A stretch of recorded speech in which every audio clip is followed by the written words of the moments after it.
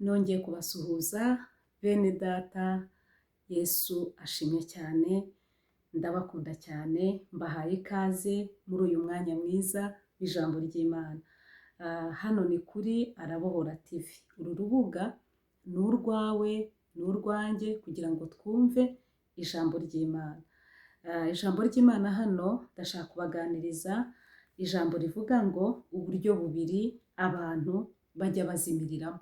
Uraza kwiyumva uruhande waba warazimiriyemo.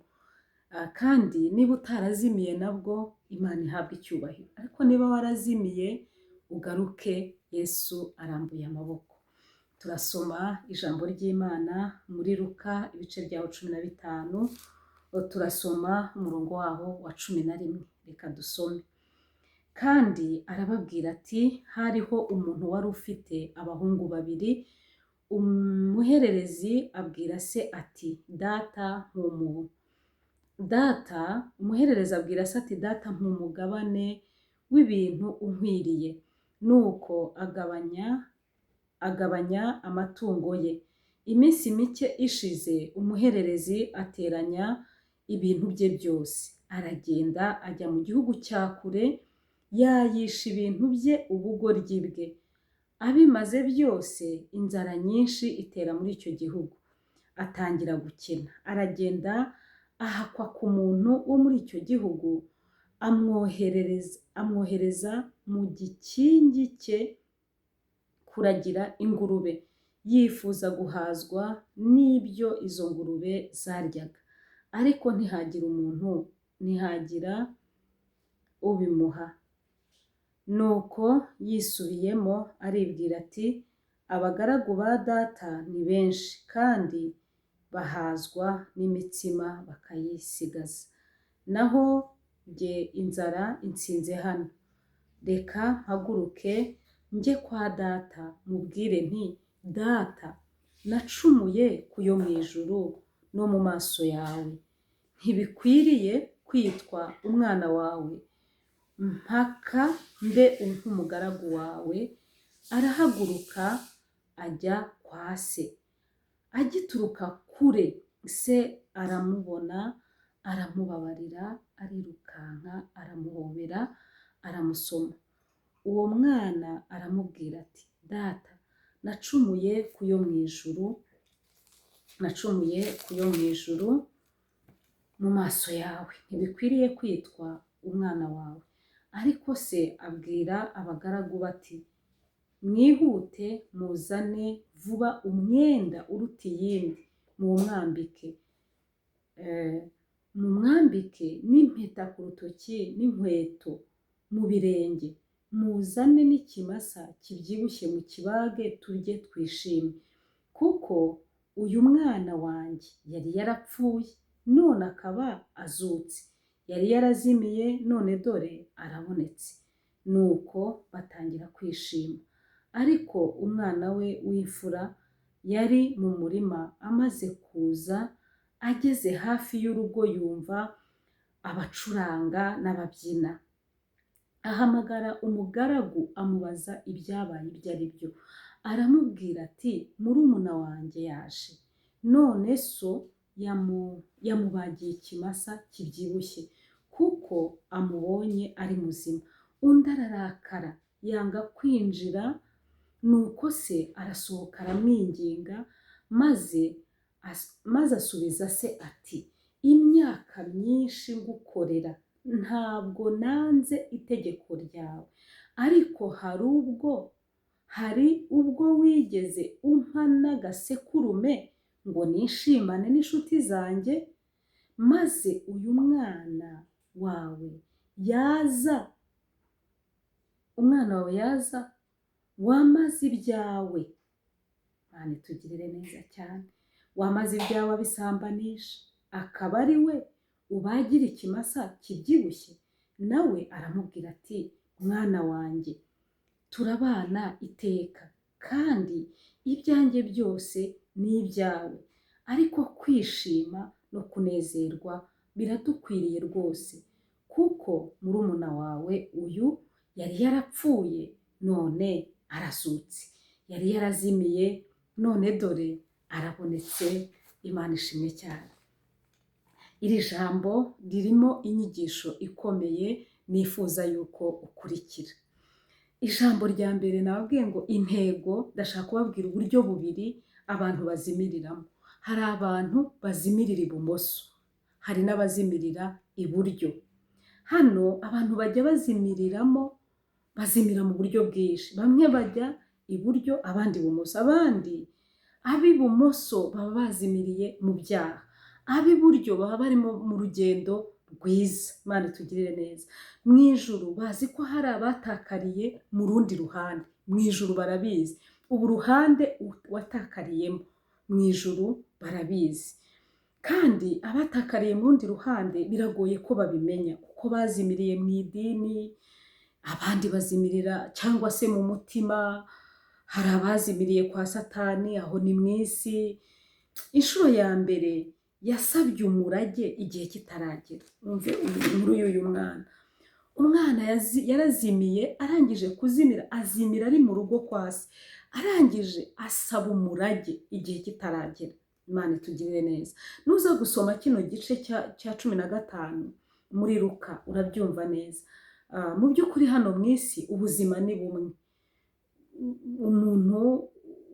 Ubuzima bwose ni ubuzima nyine, kandi ubusore ni bumwe, waba uri inkumi ni bimwe, waba uri umumama ni bimwe. Ubuzima ni bumwe, kandi ubuzima ni ikinege, nicyo kintu gikomeye. Ubuzima nibwo bwa mbere, ariko ubuzima bwiza ni uko wabaho ufite Yesu Kristo mu mutima wawe.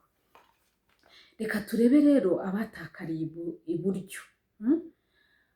Harimo abagiye bakurira muri korari ariko bagakizwa, ariko igihe kikagera bagatakara. Umuntu akaba ari muri korari ariko mu by'ukuri yaratakariye muri korari, yaratakaye. Hari abatakariye mu nzu y'Imana, barahari mu nzu y'Imana batakaye. Mujya mubabona ko batakaye rwose, baciye inzira y'ibumoso. Mu ngorane za mbere rero z'abatakariye mu nzu y'Imana, bagendana gukiranuka kwabo atari ugukiranuka bahabwa na Kristo. Bihesha amahoro. Urugero, hari igihe umuntu akubwira ngo narakijijwe, ariko ukamubwira uti se umuntu ukijijwe arasinda? Ese umuntu ukijijwe arasambana? Ese umuntu ukijijwe ashaka abagore benshi? Akakubwira ko akijijwe. None ukibaza, none se yuko ari mu nzu y'Imana kandi ko anamaze n'igihe, wenda se wowe ukabona uri n'umwana rwose mu buryo bw'agakiza kuri we. Abo ngabo rero bamwe baba baratakariye ibumoso, bakagendana gukiranuka kwabo. Ariko gukiranuka abantu bahabwa n'Imana, abantu bahabwa na Yesu Kristo ku musaraba i Gologota, gutuma bahinduka. Umuntu akabaho akorera Imana yarahindutse, kandi iyo wahindutse urabimenya. Hari abatakariye ahantu habiri. Icya mbere, kutamenya se. Umuntu watakaye wa mbere n'utamenya se. Uyu mwana yari ari mu rugo kwa se, arangije asaba 8 igihe kitaragera, arangije aragenda. Ubwo aba aratangiye kugira ate ngo ahungira mu gihugu cyako, arangije arazimira. Noneho ibyo yajyanye, ibyo se yamuhaye, ibyo yakoreye, umurage we arabikoresha ngo inzara itera muri icyo gihugu, birashira. Bishize rero murabyumva namwe, yari yaratakariye ibumoso. Icya mbere cyatumye atakara, kinyereka ko uyu mwana yatakaye, nuko ntiyigeze amenya se. Kutamenya noneho uwo ari we. Imana itugirire neza cyane. Umwana umwe ngo yabaga mu murima, undi akaba mu burayi, akaba mu byaha, undi akaba mu gusebanya, mu magambo, mu ishyari, mu moko. Abana batakarira ahantu hatandukanye. Imana itugirire neza. Ariko ahangaha aravuga ngo atashye yaranarushye, kuko niba umuntu yaratakariye mu byaha aba arushye. aba aremerewe. Noneho uyu rero ngo atashye, Imana ishimwe cyane. Reka turebe ibiranga umwana utashye. Tumaze kureba abana batakaye, hari abantu batakaye, harimo abatakariye iburyo n'ibumoso. Ibiranga noneho umwana utashye, ijambo twarisomye mwaryumvise. Yasabye 8 igihe kitaragera, aragenda, ise arababara, ariko nyine aramureka kuko umwana nyine yari mukuru, afite uburenganzira bwo kujya aho ashaka. Buriya Imana bene data yahaye umuntu wese guhitamo icyiza n'ikibi. Ntabwo Imana izakubwira ngo izakureka igumye gucungisha ijisho ryayo kubera ko icyicaye ku ntebe y'imbabazi, ariko ihora irambuye ibiganza. Iyo ugarutse Imana irakwakira. Ikintu rero kiranga umwana wari utashye, ngo baranyweye, twabisomye, barabyina, babyina mu intsinzi y'uko atashye, avuye aho yatakariye mu byaha, avuye aho yatakariye mu isi. Wa mwana rero watakaye nawe kandi atakarira mu rugo. Urumva hari uwatakaye arasohoka aragenda ajya ibumoso, hari n'uwatakariye noneho mu rugo kwa se, uyu w'imfura ngo yasigaye mu rugo kwa se ajya mu murima. Muri uwo murima rero tubigereranye n'abatakariye mu nzu y'Imana, babakorera Imana, baba mu nzu y'Imana, basenga, babwiriza, baririmba, badiyakona, ariko mu by'ukuri baramaze kugira intege nkeya, baramaze gutakara. Kabyite gutyo kuko niko ijambo ry'Imana ahangaha ryavuze. Hanyuma hano rero ngo wa wundi atashye, uyu mwana wari waratakaye aribaza, aricara, aratekereza, aravuga ati ni gute nabuze ubuzima nkaba ubwo ngo yagiye kuragira ingurube muri icyo gihugu yari arimo, ngo arangije ubuzima buramunanira, aricara ngo akajya yifuza gutungwa n'ibiryo by'izo ngurube. Arangije aricara aravuga ngo yisubiramo, aravuga ati kwa data bararya bakabimena, kwa data n'abagaragu barabibona, none se ngewe kuri yari data uwasubirayo nkamwikubita imbere nkamusaba imbabazi akambabarira. Bene data, ngwino wikubite ku birenge bya Yesu, arakubabarira. Ni umwami mwiza, ntabwo yakureka nubwo ubona wowe wamutaye ugatakara. We ateze amaboko kugira ngo akugirire neza. Uyu mwana rero ngo yisubiramo, arangije aragenda abwira papa we ngo data, nacumuye kuri data wo mu ijuru, icya kabiri nawe ngucumuraho, ngusabye imbabazi, sinkwiriye kwitwa umwana wawe, nyemerera ahubwo mbe umugaragu wawe. Imana itugirire neza. Yifuza kuba umugaragu kandi yari umwana we, ariko buriya ntabwo se yari yaramwanze, yari akimubara nk'umwana we. Nubwo yari yacumuye, nubwo yari yaguye, nubwo yari yavuye mu byizerwa, Yesu aracyagukunda, Yesu aracyarambuye amaboko. Hari abantu bajya bigisha nk'aho Imana yajugunye. Oya, ntabwo Imana yakujugunye, Imana iragukunda, iragushaka kandi irashaka kukugirira neza. Imana itugirire neza cyane. Hano rero ngo yaraje, ngo yumva papa we ngo papa we akimara kumenya ko umwana waje amusabye imbabazi, ngo aramubabarira, aramuhobera, amubagira ikimasa, barishima, barabyina. Ibiranga umwana utashye barabyina. N'ijambo ry'Imana ravuga ngo iyo umuntu umwe yihannye mu ijuru, haleluya, mu ijuru bavuza impundu, mu ijuru baranezerwa. Imana ishimwe cyane. Nicyo kintu kinezeza Imana, niyo umunyabyaha umwe yagarutse akava mu byaha, kuko Satani we icyamuzanye ni ukurimbura, ni ukwica, ni ugusenya umutima wawe, ni ukugusenya, ni ukukunaniza. Ariko Yesu Kristo icyamuzanye, haleluya, ni ukukomora ibyo bikomere watewe na Satani, ni ukukwakira. Imana ishimwe. Icyampira ijambo ukaryumva rikaba iryawe. Imana ibaha umugisha cyane. Ngo arangije aramubagira. Uwatakariye rero mu murima, wa muvandimwe wari mu murima, ngo araza, yumva barabyina, yumva baranezerwa ngo atangira kurunguruka. Noneho ngo ahamagara umugaragu, ahamagara murumuna we wo mu nzu avuye mu murima ati ngwino hano nkubwire. Imana ishimwe cyane. Ahamagara rero uriya mugaragu none aramubwira ati niki cyabaye ko muri kubyina, byagenze bite?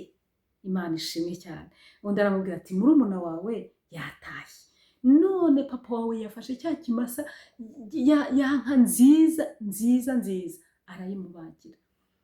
Mukuru we aho kugira ngo yishime, aho kugira ngo avuge ati Imana ishimwe ko murumuna wanjye agarutse avuye mu byaha, ngo arababara.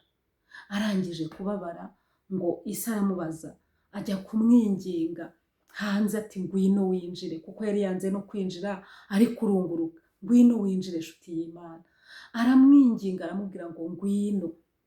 Ese ngo arangije umwana abwira se ngo njyewe narakumviye, itegeko ryawe ndarikurikiza, none nta nubwo wigeze umpa n'agasekurume k'ihene wenda, nta n'akantu na gatoya ngo nanjye nishimane n'inshuti zanjye.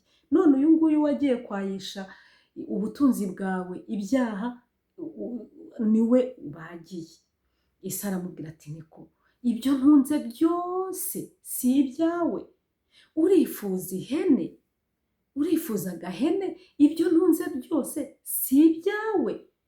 Birashoboka ko yamubwiye ati none se niba ari ibyanjye ko nta n'agasekurume, kuko niko twasomye ngo nta n'agahene yamwiciye, cyangwa yenda ni nko kuvuga ngo ko nabaye mu murimo w'Imana, cyangwa se ko ukajya uvuga wowe nabaye mu nzu y'Imana narasenze, ariko njyewe ntabwo Imana yansubije, ntabwo Imana yangiriye neza. Reka nkubwire nshuti y'Imana, Data wo mu ijuru yishimiye kuguha ubwami, Data wo mu ijuru yishimiye kukubabarira, Data wo mu ijuru yishimiye kukugirira neza, Data wo mu ijuru yishimiye kukwakira nubwo wazimiye.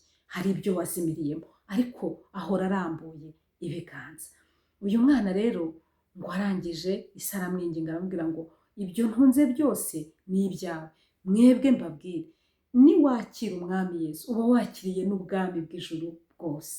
Imana ishimwe cyane. Uba wakiriye Mwuka Wera, uba wakiriye Imana. Ijuru rirahaguruka rikabana nawe, ijuru rirahaguruka rikakuvugira, abamarayika barahaguruka bakanezerwa. Iyo wakiriye Yesu mu ijuru bavuza impundu.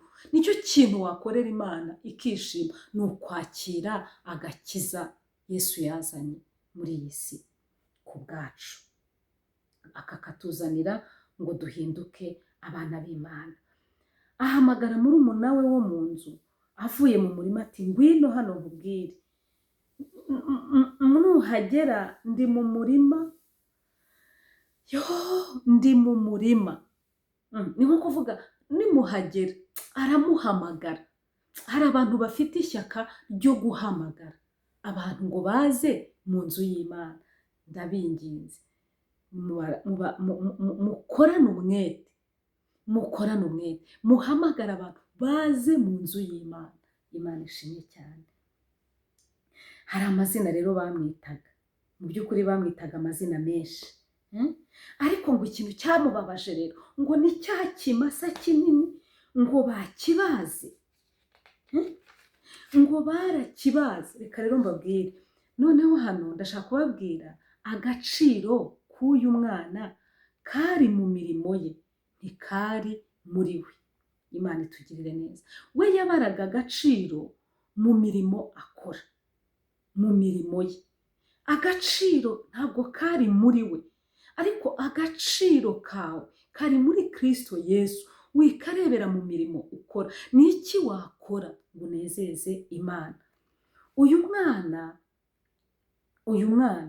mu mutima we yumvaga ko muri we ari ese nabyita yumvaga ko agaciro afite ari uko wenda aririmba, ari uko se wenda n'urugero ndi kubaha.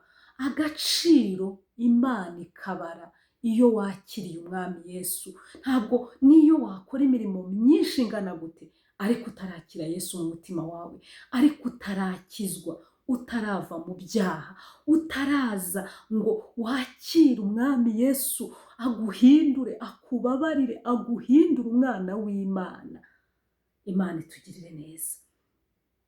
Rero agaciro ke ntabwo mu by'ukuri yari imirimo, oya. Agaciro yari afite ni uko yari afitanye isano na se wo mu ijuru. Kugirana isano na data wo mu ijuru, haranira kugirana isano na so wo mu ijuru. Ni gute wagirana isano n'Imana? Ni gute wagirana isano na Yesu Kristo na Mwuka Wera? Ni uko wemera guhindura icyerekezo cy'aho wayobeye, ukagaruka ntuba ugitakariye ibumoso, ahubwo ugahindukirira Imana, ukajya iburyo. Imana itugirire neza cyane. Hano rero ngo agaciro k'uyu mwana kari mu mirimo ye, kari muri we. Imana itugirire neza cyane. Hanyuma cya kabiri, uyu mwana ngo yari arushye mu mutima, agahora abwira se ati kuki njyewe utampemba? Kubera ko yari arushye.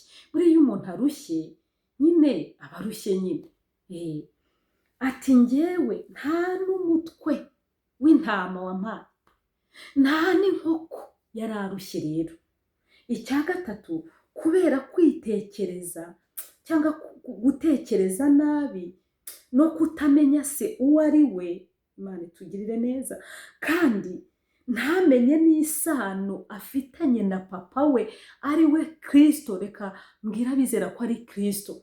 Isano yari afitanye na se. Uyu ni umugani, ariko ndashaka, ntabwo ushobora iyo ufite papa wawe cyangwa mama wawe muba mufitanye isano.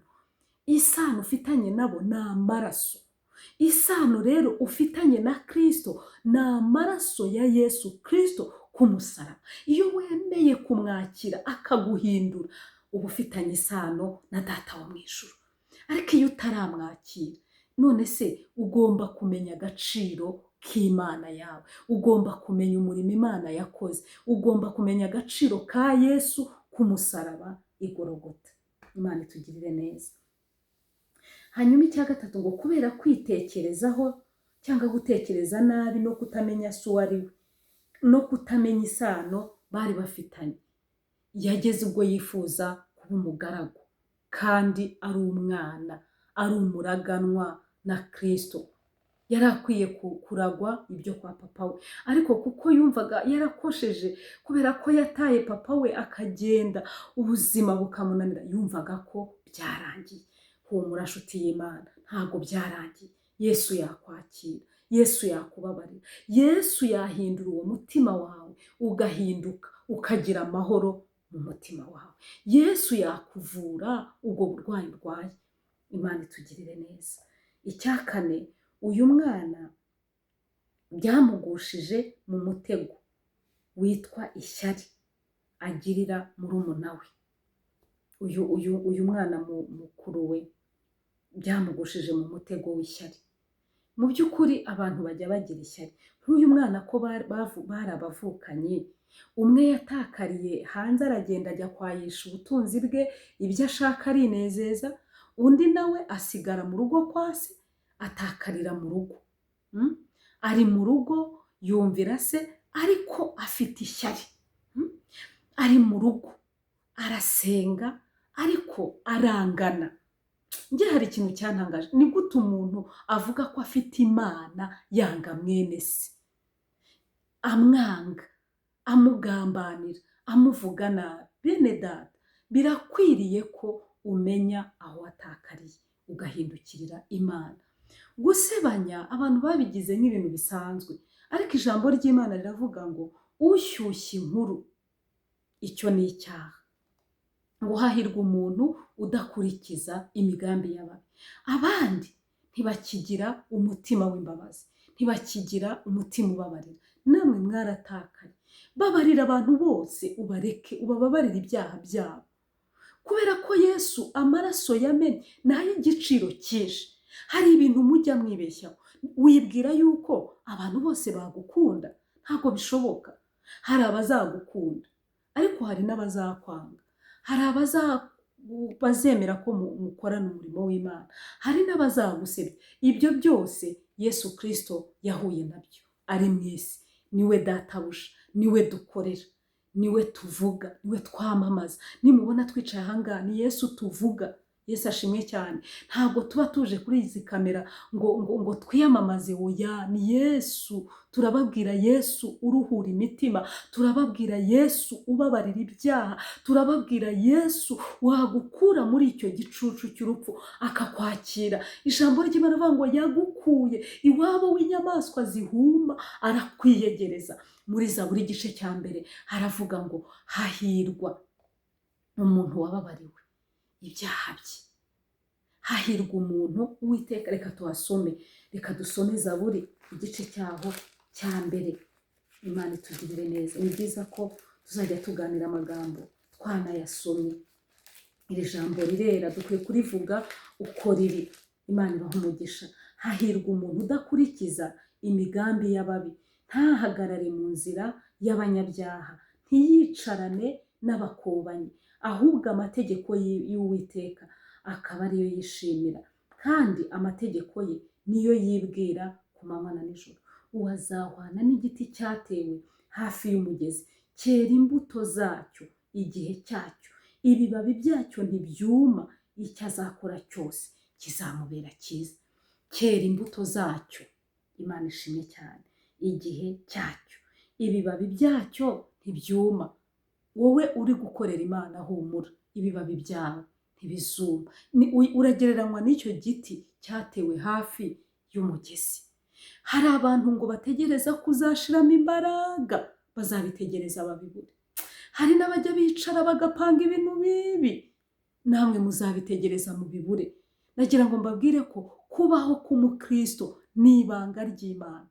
Kubaho k'umukristo avoma mu mbaraga z'Umwuka Wera, ntabwo avoma hano mu isi.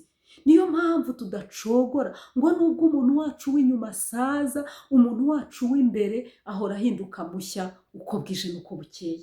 Nibyo koko, uyu mubiri wananirwa, uyu mubiri urarwara, uyu mubiri wambaye intege nke. Yewe nanababwire namwe mwiyumva rwose uyu umubiri wibashuka, nimwakire Yesu mugifite imbaraga, munamukorere mukiri bazima, mumuvugire. Ntabwo bimwaye, gukorera Imana ntibimwaye. Abantu banze Imana, abantu bakwiye guhindukira bakava mu byaha bakakira Yesu. Yesu niwe mahoro, niwe waguha amahoro. Imana itugirire neza cyane. Iri jambo rero riravuga ngo uwazahwana n'igiti cyatewe hafi y'umugezi. Reka twigarukire ku ntego yacu, bene data. Mu by'ukuri iri jambo, reka mbabwire ko ishusho yawe nanjye ni uko waba muri Kristo Yesu. Nibyo byanezeza Imana, kandi nawe nicyo cyaguha amahoro. Gutakarira mu idini no gutakarira mu mutima, ibyo nabyo, hari abatakariye mu idini, hari abatakariye mu mutima. Umuntu agatakara neza akajya asigara avuga ati ariko ubu njye Imana irankunda, ariko ubu njye Imana dupfike. Ntacyo upfa n'Imana. Imana iragukunda, Imana ikwitayeho. Undi akavuga ati dore abandi bageze kuri byinshi, njye nzabigeraho ryari? Wenda se nk'ubu ngubu umuntu utaragera hano wenda muri Europe akavuga ati bariya bagezeyo barakize bameze neza. Reka mbabwire inshuti z'Imana, isi yose irimo ibirushya, isi yose irimo ibigoye. Ingorane z'abakiranutsi mu isi ni zimwe. Gutakarira rero mu idini biragatsindwa. Ndabinginze mureke twe kuba abanyedini, ahubwo tube abakristo ukuri. Ndababwiza ukuri, Imana izaza ibane namwe, ibaho umugisha. Hari rero n'abatinya kuza kwa Yesu ngo abantu batabaseka. Umuntu agatinya kuza kwa Yesu ngo batazavuga ko yagiye muri rya dini, yagiye muri ba bandi. Ariko Yesu ukuri ntabwo amwaye. Yesu ni uw'icyubahiro, ukwiye kwitirirwa izina ry'Imana, kuko Yesu ni mwiza. Yesu aratabara, Yesu ararengera abantu barushye bakaruhuka. Imana itugirire neza. Ntabwo abafite umutima w'umwana nibo bake. Abantu ntibafite umutima wo kuba umwana w'Imana. Ni bakeya bafite uwo mutima, ariko dukwiye kugira umutima wo kuba umwana w'Imana. Bibiliya ivuga ngo abamwemeye bose bakizera izina rye, yabahaye ubushobozi bwo kuba abana b'Imana. Ngo abo ntibabyawe n'ubushake bw'umubiri, ngo ahubwo babyawe n'Imana. Reka gutakarira mu isi, reka kuyoborwa n'isi, ahubwo yoborwa n'Umwuka Wera. Imana ibaha umugisha cyane. Rero muri Matayo 25 naho habivuga, reka naho tuhasome. Reka dusome muri Matayo ibice byaho 25. Ibice 25 turasoma umurongo waho wa 14. Haranditse ngo bizaba nk'ibyo umuntu wari ugiye kuzindukira mu kindi gihugu, ahamagara abagaragu be abasigira ibintu bye, aho umwe italanto 5, undi amuha 2, undi amuha 1 uko uwo muntu ashoboye. Uko uwo muntu ashoboye, undi amuha 1, arazinduka. Uwo mwanya uwahawe italanto 5 aragenda azigenzuramo izindi talanto 5. N'uwahawe 2 abigenza atyo, agenzuramo izindi 2. Ariko uwahawe 1 aragenda acukura umwobo, ahishamo italanto ya shebuja. Maze iminsi myinshi ishize, shebuja wabo bagaragu araza, abarana nabo umubare w'ibyo yabasigiye. Uwahawe italanto 5 araza azana izindi talanto 5, ati databuja, wasigiye italanto 5, dore nazigenzuyemo izindi talanto 5. Shebuja aramubwira ati nuko mugaragu mwiza ukiranuka, wakiranutse mu bike, nzakwegurira byinshi. Injira mu munezero wa shobuja. N'uwahawe italanto 2 araza azivunja, aravuga ati databuja, washingiye italanto 2, wasigiye italanto 2, dore nazigenzuyemo izindi 2.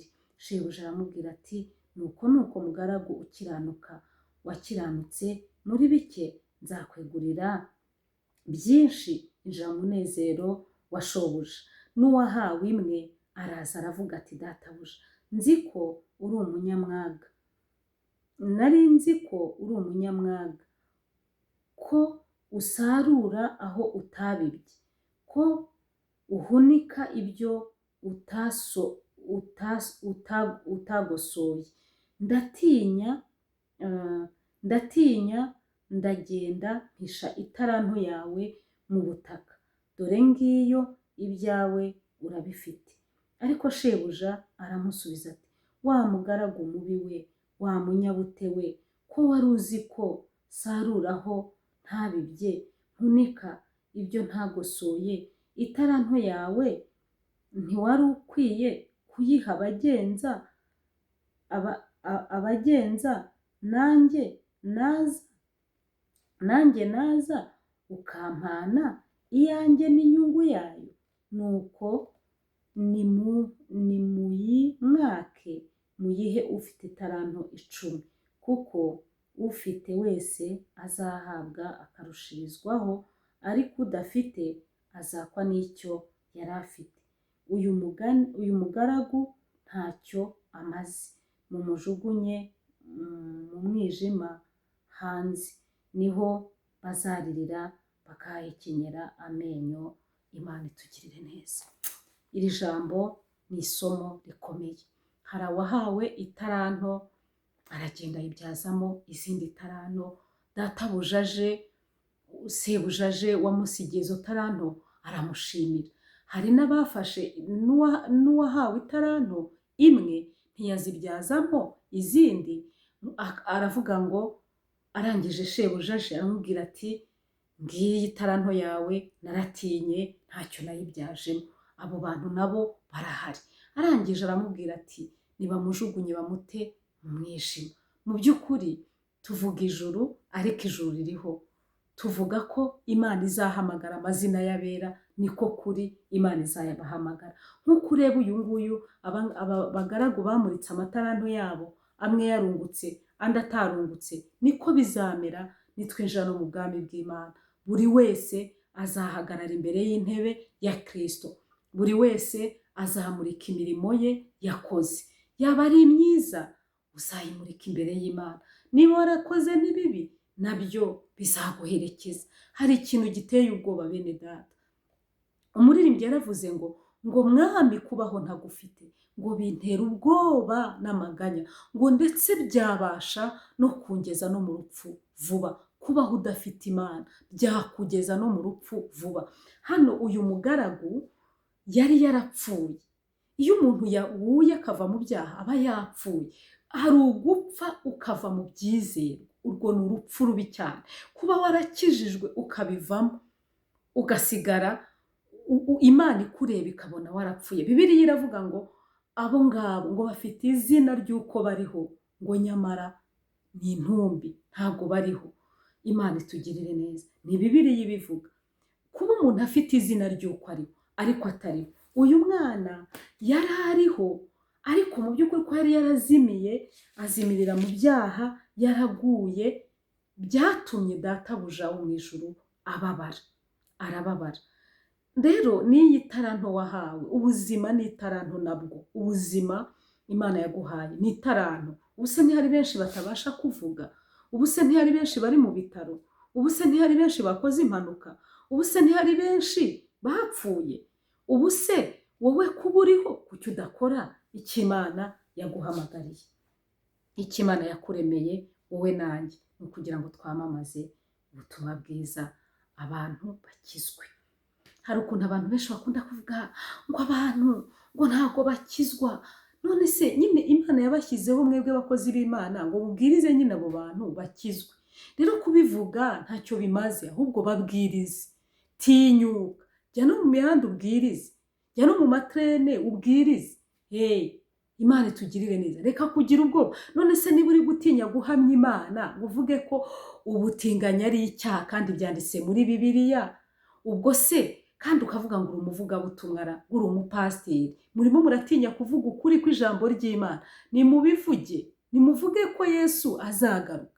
Imana yaremye abantu ishaka ko bayikorera, ishaka ko bahindukira bakava mu byaha. Kandi abantu bari kuvuga ubutumwa bwiza, rimwe na rimwe bagasigiriza, bakanga kubivuga. Muri Timoteyo wa 2:3 haravuga ngo mu minsi y'imperuka hazabaho ibihe birushya, ngo ni ubuhenebere buteye ubwoba bwo mu minsi y'imperuka. Nibwo butera abantu gutakara, abantu bagatakarira mu nzu y'Imana, bakaba baba mu nzu y'Imana ariko mu by'ukuri badakijijwe. Barahari. Imana itugirire neza. Kandi abo ngabo Bibiliya ibita abanzi b'umusaraba. Niba wiyumvamo, uhindukirire Yesu, ureke kuba umwanzi w'umusaraba. Umusaraba niwo bendera ryacu twabakijijwe, ngo twemeye n'isoni zawo. Kudutuka ntacyo bidutwaye, itukire rwose. Ariko basi ntihazabura n'umwe cyangwa babiri bumva ubutumwa bagahinduka, bakava mu byaha. Ese bene data, ko tubwiriza mukavuga ngo barokore, ngo barabwiriza, ngo ni abaturagera. Ariko reka nkubaze, none se wowe nta mahoro ufite mu rugo iwawe? Urarara urwana n'umugore wawe, ibyo se niyo mahoro? Noneho ayo niyo mahoro? Amahoro ni Yesu yatanga. Nimugarure Yesu mu ngo zanyu, mu buzima bwanyu. Rubyiruko, nimwakire Yesu mu mibereho yanyu, mu busore bwanyu, mu bujene bwanyu, niho muzagira amahoro yuzuye. Kandi Bibiliya iravuga ngo mu isi aha ngaha nta mahoro yuzuye ahari, mu ijuru niho hari amahoro asendereye. Ikibazo ni ukuri gutegura aho uva cyane hano mu isi kurenza aho ujya. Ukwiye gutegura aho ujya mu ijuru kurenza aho uva. Nimuze mutegure ubugingo bwanyu, nimuze twezwe bene data. Ni igihe cyo kwezwa, ni igihe cyo gutungana. Yesu arambuye amaboko ngo akugirire neza. Umuririmbyi yaravuze ngo uwanseka asuzuguye ngo byakunsunikiraho, ngo uko bizamera kose ngo Mana uzanyihanganisha. ubutumwa tuvuga bamwe baradutuka, abandi badufata uko bashaka, ariko ntacyo. Igikuru gusa ni uko hari iminyago tuzamurika imbere y'Imana. Imana ishimwe cyane. Witondere rero uko wumva ijambo ry'Imana. Gukorera Imana bikwiriye kuba ikintu tugira intego, no gukizwa bikwiriye kuba intego. Bene data, iri jambo mu by'ukuri rirasobanutse. Hano haravuga uyu mwana watakariye mu rugo niwe ashaka kugarukaho. Uwatakariye mu rugo, ibaze gutakara uri mu nzu y'Imana. Ijambo ry'Imana hano haravuga ngo Petero aramusubiza ati, databuja, icyambuza kugukurikira ubu ni iki, ko nzanagupfira? Petero niwe niko yavuze, aravuga ati, mwami wanjye ndagukunda, nzanagupfira. Hari abantu mu by'ukuri bajya bavuga ati, mwami nta cyambuza kugukurikira, nzanagupfira, akaba afite iryo shyaka, ariko mu kanya gato Petero yaramwihakanye. Muzi ukuntu yamwihakanye? Baramubajije bati, kandi uyu mugabo Petero ukuntu avuga, aravuga nka Yesu, ukuntu agenda, aragenda nka Yesu. Petero ati, reka reka, uwo mugabo muvuga nta n'ubwo muzi, nta n'ubwo muzi, barakuzi ko wagendanye na Yesu. Iyo babivuga barabibona, ariko ubuntu bw'Imana urimo urabwirengagiza. Petero ngo amaze gucumura, amaze kureka Yesu, Imana n'urukundo, Yesu we ntiyamuretse, ngo Petero arababara cyane, kuko we Yesu yari yamubwiye ati, wowe Petero, inkoko itarabika uraba wanyihakanye. Ati, ni ukuri ntabwo nakwihakana. Bijya bibaho rero, ariko ikibi ni uko wagumayo ugapfira muri ibyo byaha, ugapfira mu kutamenya. Ahubwo wowe hindukira umenye Yesu. Yesu aragukunda. Ubundi se wanga gupfira n'ubutumwa bwiza ngo ubuvuge upfe wenda nk'uko ba Pawulo nabo bapfuye, bagufunge wenda bakuziza ubwo butumwa bwiza, n'ubundi ugakora ibyaha ukabikora, n'ubundi gupfa ko tuzapfa. Mwese nagira ngo mbabwire ko twese twambaye umubiri, uyu mubiri urasaza, uyu mubiri urarwara.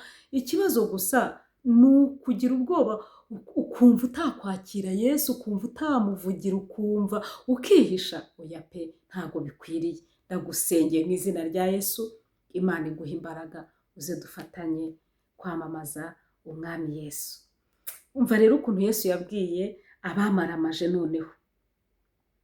Yesu muri Yohana 14:15, nimunkunda muzitondera amategeko yanjye, nanjye nzasaba Data, nawe azabaha undi mufasha wo kubana namwe ibihe byose. Nimunkunda, uyu ni Yesu wabivugaga. Arabwira abigishwa be ngo rero, nimunkunda muzitondera amategeko yanjye. Nukunda Imana, uzagerageza kwanga iby'Imana yanga, uzagerageza gukunda iby'Imana ikunda. Nimunkunda muzitondera amategeko yanjye, nanjye nzasaba Data, azabaha undi mufasha. Imana iguha umufasha, ari we Mwuka Wera, kugira ngo akugarure, agukure aho watakariye. Ngo niwe mwuka w'ukuri, ntibishoboka ko ab'isi bamuhabwa, kuko batamurora kandi batamuzi. Ariko mwebweho muramuzi, kuko abana namwe kandi azaba muri mwe. Imana ibaha umugisha cyane. Ndabinginze iri jambo niribafashe mu izina rya Yesu. Hano ku bice 15, umurongo wa 11 haravuga ngo, ibyo mbibabwiriye kugira ngo umunezero wanjye ube muri mwe, kandi ngiri itegeko ryanjye, mukundane nk'uko nabakunze. Ntawe ufite urukundo ruruta urw'umuntu upfira inshuti ze. Muri inshuti zanjye nimukora ibyo mbategeka. Sinkibita abagaragu, kuko umugaragu atazi ibyo shebuja akora. ahubwo mbese inshuti, kuko ibyo mwumvise kuri data byose mbibamenyesheje. Imana ishimwe. Si mwe mwantoranije, ahubwo ni njye wabatoranije, kandi mbashyiriraho kugira ngo mugende mwere imbuto zanyu zigumeho, kugira ngo icyo muzasaba data cyose mu izina ryanjye akibahe. Ibyo mbibategekeye kugira ngo mukundane. Amen. Si mwe mwantoranije, ahubwo ni njye wabatoranije, kandi mbashyiriraho kugira ngo mugende mwere imbuto, kandi izo mbuto zigumeho. Umva ikintu Imana iri kubasaba bene data, ari ababa aha ngaha muri bino bihugu, mu bihugu byose mu isi yose. Imana irakubwira ngo igushyiriyeho kugira ngo were imbuto, yakurindiye kugira ngo were imbuto, ngo kandi izo mbuto zigumeho. Ntabwo ari izo kwera igihe uri mu Rwanda, ngo nuva mu Rwanda imbuto ziveho. Ntabwo ari izo kwera mu gihe uri muri Kongo se, i Burundi, muri Kenya, muri Uganda, muri Tanzania, nivuge bino bihugu by'iwacu, muri Finlande, muri Europe yose, yego yose, mu Bwongereza, mu Bufaransa, mu Bubiligi, muri Germany. Imana itugirire neza. Mu Buholandi, muri Australia, muri Amerika, muri Canada, aho hose n'ibindi bihugu byose ntarondora, Nigeria, Cote d'Ivoire. Imana wowe uri kumva ubutumwa yahagushyiriye kugira ngo were imbuto, kandi izo mbuto zigumeho. Ntabwo ari imbuto zigomba guhundura ngo zigende, oya, nizigumeho. Kwihangana kugume muri wowe. Nibakwanga wowe ubakunde, nibakurwanya Yesu azakurwanirira, nibagutuka baguhora kuko ari umurimo, wihangane, kuko niba bari bene so bazagaruka mwiyunge mubane amahoro. Niba batari bene so, Yesu Kristo azagufasha, aguha umutima wo kwihanganira ibyo bakugeragereje. Umuntu udakijijwe niwe wangana, umuntu udakijijwe niwe ugira amagambo, umuntu udakijijwe niwe utagira ibanga, umuntu udakijijwe niwe ugambana. Imana ishimwe. Imana idufashe, Imana idufashe. Ariko muri ibyo byose nubwo bimeze gutyo, Imana ishimwe kuko byose ihora ari Imana, ihora ari Imana. Ngo mukuri Imana ni Imana, abantu bayamamaje ni Imana, banananiwe babiretse nabwo ni Imana. Iyo ubyaye umwana akakubera mwiza urishima ukanezerwa, ariko umwana iyo akurumbiye nabwo urihangana. Kandi ijambo ry'Imana ravuga ngo mu bibaho byose muhore mushima Imana. Rero hano haravuze ngo nzaboherereza undi mufasha wo kubafasha, kuko Imana ntabwo wowe wakijijwe. Imana irakubwira ngo rega si wowe witoranije, niyo yagutoranije, yagushyizeho kugira ngo ubwirize ubutumwa bwiza. Njyewe hari ibintu byatumye ntagitinya cyane guhamya Yesu. Umunsi umwe nari mu bibazo bikomeye, ngenda nawe wabiciyemo, ubwo nabonaga intambara iraba rwose, abantu barapfa muri Jenoside, mbareba n'amaso, n'abo mu muryango wanjye barapfa. Nshakisha umuntu wankiza, sinamubonye. Nshakisha, numva nari n'umwana, ariko wenda ababaye muri icyo gihe murabizi ukuntu byari ibihe bikomeye. Ariko muri icyo gihe uwari wizeye Imana yaramurokoye, yaramukijije. Impamvu rero ntakibitinya nuko n'ubundi Imana yaturokoye, izakomeza kuturokora, izakomeza kuturinda. Kandi nubwo umuntu yava muri uyu mubiri agapfa, nta nubwo turuta abagiye, gikuru gusa ko tuzajya mu ijuru. Niyo mpamvu akenshi njya mbabwira, nibakwica cyangwa bakakuziza ubutumwa bwiza, bakakwanga kubera ko wahamije ukuri, uzihangane. Yesu baramwanze, ni umwami w'amahoro. Uyu mwuka dukoresha ni wowe uduha, niwe ukurinda, niyo warwaye niwe ugukiza, niwe ukiza umuryango wawe, niwe wakubakiye urugo rwawe. Uwo nguwo ntazagutererana, uwo ni inshuti yawe magara. Imana ishimwe cyane.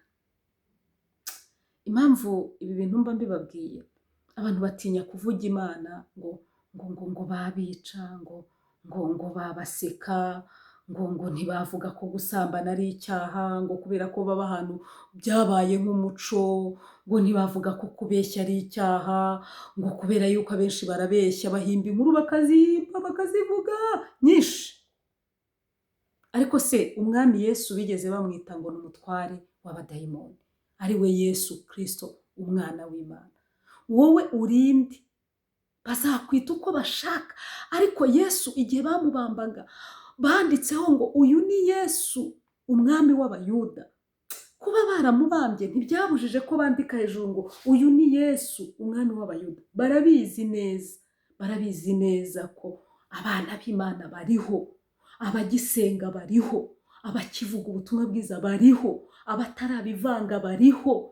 Witangazwa nuko hari abashaka kukwanduza ngo use nabo. Ntabwo uzandura. Yesu uri muri wowe ntiyandura. Yesu ashimwe cyane. Yesu uri muri wowe ntibazamuhimbira ibyaha ngo bimufate. Yesu arera kandi azahora yera iteka ryose. Imana ishimwe cyane. Rero aya magambo ni menshi kandi aramfasha, kandi amasaha ndabona yihuta. Ngo ibi ni byo bose bazabamenyeraho ko muri abigishwa banjye, nimukundana. Nibyo bazabamenya. We bakuziho iki? Bakuziho gukundana cyangwa bakuziho kwangana? Bakuziho gusenga cyangwa bakuziho ishyari? Bakuziho kubwiriza se basi cyangwa bakuziho gushyushya inkuru? Imana itugirire neza. Ibi nibyo bazabamenyeraho. Ntabwo ari ugupfa kubamenya gusa, oya, ni mwere imbuto. Yesu aramusubiza ati, uwo hano haravuga ngo ukunda ubugingo bwe arabubura, ariko uwanga ubugingo bwe muri iyi si reka nsubiremo gatoya. Ni muri Yohana ibice bya 12 umurongo wa 25. Ukunda ubugingo bwe arabubura, ariko uwanga ubugingo bwe muri iyi si azaburinda ageze ku bugingo buhoraho. Imana ishimwe cyane. Umuntu nankorera ankurikire, kuko aho ndi n'umugaragu wanjye ariho azaba. Umuntu nankorera Data azamuha icyubahiro. Amen. Nanone umutima wanjye urahagaze, kandi navuga iki? Nti Data, nkiza undokore iki gihe, kandi ari byo byanzanye ngo nkigeremo. Data, ubahiriza izina ryawe. Nuko ijwi rivugira mu ijuru riti, ndaryubahirije kandi nzongera kuryubahiriza. Amen. Amen. Abantu bahagaze aho baryumvise baravuga bati, ni inkuba. Abandi bati, ni umumarayika uvuganye nawe. Yesu arabasubiza ati, iryo jwi ntirije ku bwanjye, rije ku bwanyu. Ubu urubanza rw'ab'isi rurasohoye. Ubu umutware w'ab'iyi si abaye igicibwa. Nanjye nimanikwa hejuru y'iyi si, nzireherezaho abantu bose. Ibyo yabivugiye kugaragaza urupfu yendaga gupfa urwo ari rwo. Rubanda baramusubiza bati, twumvise mu mategeko ko Kristo azagumaho iteka ryose. Nanone ni iki gitumye uvuga ngo umwana w'umuntu akwiriye kumanikwa? Ese uwo mwana w'umuntu ninde nyine? Yesu arababwira ati, hasigaye umwanya muto, umucyo ukiri muri mwe. Mugende mugifite umucyo, nimugende mugifite umucyo butabiriraho mukiri mu nzira, kuko ugenda mu mwijima atamenya yajya. Imana itugire neza. Mwizere umucyo mugifite umucyo, kugira ngo mube abana b'umucyo. Yesu amaze kuvuga atyo aragenda arabihisha. Nubwo yakoreye ibimenyetso byinshi bingana bityo imbere yabo, ntibamwizeye.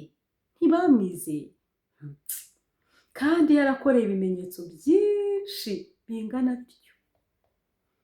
Hano rero hakavuga ngo kugira ngo ijambo ry'umuhanuzi Yesaya risohore, iryo yavuze ngo mwami ninde wizeye ibyo twumvise, kandi ukuboko k'Uwiteka kwahishuriwe nde? Nicyo cyatumye badashobora kwizera, kuko Yesaya yongeye kuvuga ati yabahumye amaso ibanangira imitima, ngo be kurebesha amaso no kumenyesha imitima, bagahindukira ku makizi. Ibyo byavuzwe na Yesaya kuko yabonye ubwiza bwa Yesu akamuvuga. Imana ishimwe. Nyamara mu batware nabo benshi baramwizeye, ariko ku bw'abafarisayo ntibabyerura ngo badacibwa mu isinagogi. Iryo ni idini. Hari abantu baterura ngo bakorere Imana babihisha, kuko bakundaga gushimwa n'abantu kuruta gushimwa n'Imana. Reka tuhashinge agati. Hari abantu bakunda gushimwa n'abantu kuruta gushimwa n'Imana, bikabatera isoni zo guhamya Yesu. Imana ibasure. Yesu aravuga cyane ati unyizera sijya aba yizeye, ahubwo aba yizeye uwantumye. N'ubonye aba abonye uwantumye. Imana ishimwe. Naje mu isi ndi umucyo, kugira ngo unyizera wese ataguma mu mwijima. Imana ishimwe cyane. Ariko umuntu niyumva amagambo yanjye ntayitondere, sijye umuciriyeho iteka, kuko ntazanywe no guciraho abari mu isi w'iteka, ahubwo naje kubakiza. Imana ishimwe cyane. Unyanga ntiyemere amagambo yanjye afite umuciraho iteka. Ijambo navuze niryo rizamuciraho iteka ku munsi w'imperuka. Sinabivuze ku bwanjye, ahubwo Data wantumye niwe wantegetse ibyo nkwiriye kuvuga. Imana ishimwe. Nibyo nkwiriye kwigisha. Nanjye nzi yuko itegeko rye ari ryo bugingo buhoraho. Nuko rero ibyo mvuga mbivuga ko Data yabimbwiye. Imana ishimwe. Uyu ni Yesu. Aya magambo ni menshi mbasomeye, ariko bene Data, hari abantu badashaka ko abantu bamenya ko bakijijwe, ko abantu bamenya ko bizera Imana.